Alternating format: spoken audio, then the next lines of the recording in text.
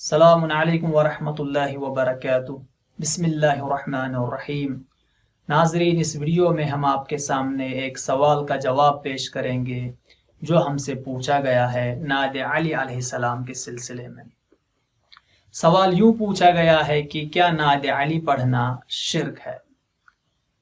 تو اس سوال کا جواب دینے سے پہلے ہمیں 3 چیزوں کا سمجھنا ضروری ہے، پھر ہمیں خود بخود یہ بات سمجھ میں آ جائے گی کہ نعت علی پڑھنا شرک ہے یا نہیں۔ پہلی بات ہمیں یہ سمجھنی ہے کہ شرک کس کو کہتے ہیں، دوسری بات یہ کہ نعت علی کا معنی کیا ہے، تیسری بات یہ کہ نعت علی میں جو معنی پایا جا رہا ہے کیا ذات علی علیہ السلام میں وہ پایا جاتا ہے کہ نہیں، خود رسول خدا صلی اللہ علیہ وآلہ وسلم کے زمانے میں۔ اور اس کے بعد ہم دیکھیں گے کہ جو معنی ہے کیا وہ شرک یا معنی ہے یا نہیں۔ خود آپ اس کو پھر کمپیئر کریے، انشاءاللہ تعالیٰ آپ کو خود پتہ چلے گا کہ نعت علی پڑھنا شرک ہے یا شرک نہیں ہے۔ تو چلیے پہلے دیکھتے ہیں شرک کس کو کہتے ہیں۔ شرک یعنی اللہ تعالیٰ کی ذات کے ساتھ کسی کو شریک قرار دینا، اس معنی میں کہ ہم کہیں کہ اللہ تعالیٰ بذات خود قادر مطلق ہے، خود مردوں کو زندہ کر سکتا ہے، خود مریضوں کو شفا بخش سکتا ہے، یعنی جو بھی کام کرتا ہے اپنی بذات خود قدرت سے کرتا ہے۔ اور یہی عقیدہ ہم کسی دوسری شخصیت کے بارے میں قائم کرے کہ وہ شخصیت خود بخود مردوں کو زندہ کر سکتی ہے اپنی قدرت سے، مریضوں کو شفا بخش سکتی ہے اپنی قدرت سے، یعنی تمام کام جو کر رہی ہے وہ شخصیت اپنی بذات خود اپنی قدرت سے کر رہی ہے۔ تو یہ کیا ہو گیا، یعنی اللہ کے مد مقابل میں ہم نے اس شخصیت کو کھڑا کر دیا، تو یہ شرک ہے۔ لیکن اگر ہم یہ کہیں کہ اللہ کی دی ہوئی قدرت سے کوئی شخص ایسے کام انجام دے رہا ہے تو وہ شرک نہیں کہلاتا۔ جیسے ایک مثال میں آپ کے سامنے پیش کروں حضرت عیسیٰ علیہ السلام کی۔ برس کے بیماروں کو وہ شفا یاب کرتے تھے اور مردوں کو وہ زندہ کرتے تھے، جیسے کہ قرآن نے اس کو نقل کیا ہے، اور اس جملے کو بھی نقل کیا ہے وَأُحْيِي الْمَوْتَى بِإِذْنِ اللَّهِ۔ حضرت عیسیٰ علیہ السلام کہتے ہیں میں مردوں کو زندہ کرتا ہوں اللہ کے اذن سے، اللہ کی دی ہوئی قدرت سے، یعنی یہ شرک نہیں ہے۔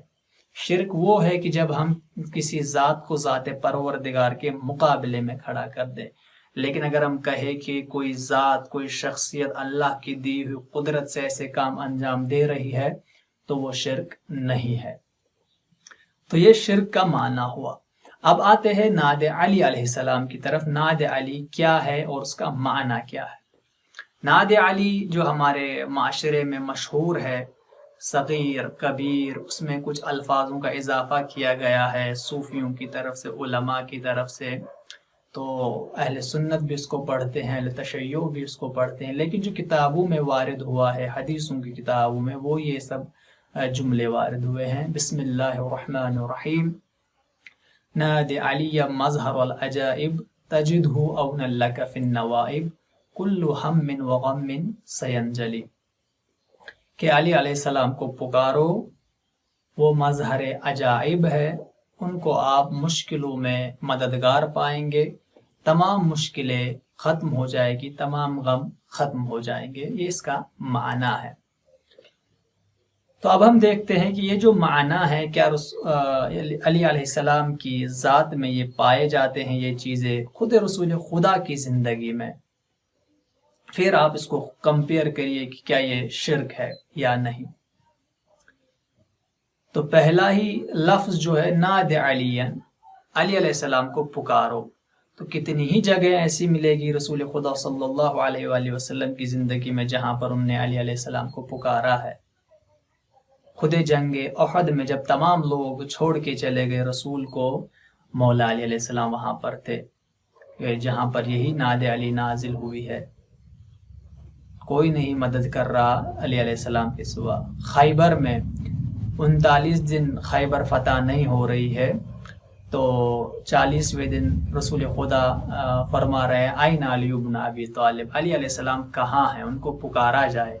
اور جو رسول خدا پکار رہے ہیں علی علیہ السلام کو، یہ اللہ کے اذن سے پکار رہے ہیں، کیونکہ قرآن کہتا ہے وما ينطق عن الهوى کہ رسول خدا اپنی خواہش نفس سے کچھ بھی نہیں کرتے، کچھ بھی نہیں کہتے، جو کرتے ہیں کہتے ہیں اللہ کے اذن سے کرتے ہیں، اللہ کی وحی کے مطابق کرتے ہیں۔ رسول نے پکارا ہے علی علیہ السلام کو، تبھی ناد علی علیہ السلام کو پکارو۔ اور بعض روایات میں آیا ہے کہ ناد علی جنگ خیبر میں ہی نازل ہوئی ہے۔ مظہر العجائب، جو مظہر العجائب ہے، جہاں سے عجائبات ظاہر ہوتے ہیں، تو مولا علیہ السلام کی واحد ذات ہے کہ جن کے یہاں سے عجائب ظاہر ہوئے ہیں۔ رسول خدا کی زندگی میں خلفائے ثلاثہ کے دور میں بہت سارے ایسے فیصلے ہوئے ہیں کہ جو عجائب پر مشتمل تھے، جن سے عقل انسانی دھنگ رہ جاتی ہے، عقل انسانی ان کا تصور بھی نہیں کر سکتے، ایسے ایسے قضیے مولا علیہ السلام نے حل کیے ہیں۔ تو یہ معنی بھی ان میں پایا جاتا ہے۔ تجدہ اون لک فی النوائب، ان کو آپ مشکل کشا پائیں گے، مددگار پائیں گے مشکلوں میں۔ اگر ہم دیکھیں دعوت ذوالعشیرہ میں ہی مولا نے مدد کا اعلان کیا تھا رسول کی، پھر شب ہجرت میں مولا علیہ السلام مدد فرما رہے ہیں، ان کے بستر پر سو رہے ہیں، جبکہ معلوم ہے یہاں پر شہید ہو جائیں گے۔ اس کے بعد احد میں ان کا دفاع کر رہے ہیں، مدد کر رہے ہیں۔ خندق میں ابن ود کے مقابلے میں کوئی نہیں جا رہا ہے سوائے مولا علیہ السلام کے۔ خیبر میں فتح نہیں ہو رہی ہے، مولا علیہ السلام مدد کرنے کو آ رہے ہیں۔ تو یہ معنی بھی علیہ السلام کی ذات میں پایا جا رہا ہے، اور رسول خدا کے ہی زمانے میں۔ کل ہم من وغم من سینجلی، ہر کوئی غم دور ہو جائے گا، ہر کوئی مشکل ختم ہو جائے گی۔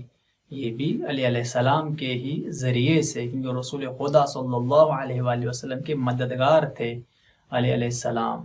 تو یہ معنی جو ناد علی میں پایا جاتا ہے، یہ مولا علی علیہ السلام کی ذات میں بھی پایا جاتا ہے، اور اس میں کوئی شرک نہیں ہے۔ ہم یہ نہیں کہتے کہ مولا علی بذات خود ایسا کر رہے تھے، نہیں، ان کی وہ قادر مطلق ہے، نہیں، اللہ کی دی ہوئی قدرت سے مولا علی علیہ السلام یہ کام انجام دے رہے ہیں۔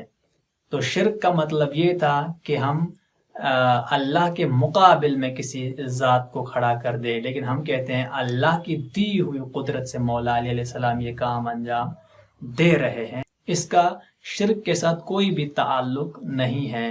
شرک کا مطلب ہوتا ہے اللہ کے مقابل میں کھڑا کر دینا، لیکن جو مولا علیہ السلام کے بارے میں ہم کہہ رہے ہیں وہ اللہ کی دی ہوئی قدرت سے وہ کر رہے ہیں۔